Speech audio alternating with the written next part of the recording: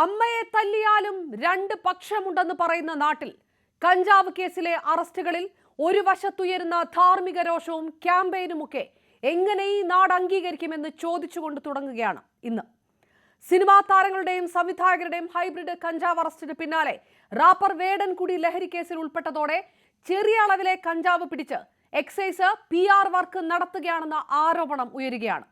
Kilo കണക്കിന് കഞ്ചാവും മറ്റ് സിന്തറ്റിക് ലഹരികളും ചെക്ക് പോസ്റ്റുകളും തുറമുഖങ്ങളും കടന്ന് കേരളത്തിലേക്ക് നിർബാധം ഒഴുകുമ്പോൾ അതൊന്നും പിടിക്കാതെ, ഉറവിടം എവിടെയെന്ന് പോലും അന്വേഷണ സംഘങ്ങൾ അന്വേഷിക്കാതെ 1.5 ഗ്രാം കഞ്ചാവ് പിടിച്ചത് മുന്നിലിട്ട് പട്ടിയെ പേപ്പട്ടിയാക്കുന്നു എന്ന് പറയുന്നവരുണ്ട്. ആ പ്രഹസനം ചോദ്യം ചെയ്യപ്പെടേണ്ടതാണ്, ഒരു തർക്കവുമില്ല. പക്ഷേ അതിനർത്ഥം ആയിരങ്ങളോളം വരുന്ന യുവതലമുറയെ ഇൻഫ്ലുവൻസ് ചെയ്യുന്നവരും കഞ്ചാവ് ഉപയോഗത്തിൽ കുടുങ്ങുമ്പോൾ അതിൽ കണ്ണടയ്ക്കുക എന്നതല്ല.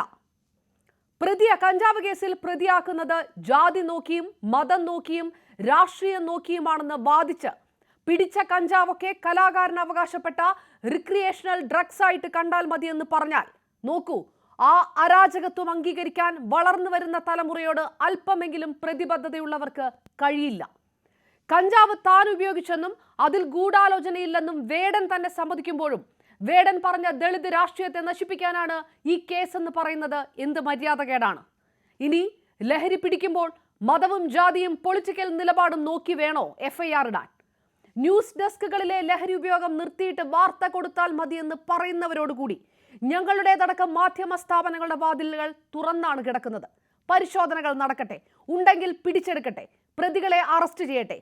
അങ്ങനെയുണ്ടായാൽ പക്ഷെ ആരും ഇതുപോലെ ധാർമ്മിക രോഷവും ക്യാമ്പയിനും കൊണ്ടുവരില്ല. കലാകാരന്മാർക്ക് ബാധ്യതയുണ്ട് പുതിയ തലമുറയോട്. നിങ്ങളെ ആരാധിക്കുന്ന, കൈയടിച്ച് വളർത്തുന്ന അവരോട് ചെയ്യേണ്ട ഉത്തരവാദിത്തമാണ് ലഹരിയെ അകറ്റി നിർത്തുക എന്നത്. അല്ലാതെ കേസെടുക്കുമ്പോൾ അത് വിവേചനവും അടിച്ചമർത്തലുമായി ചിത്രീകരിക്കരുത്.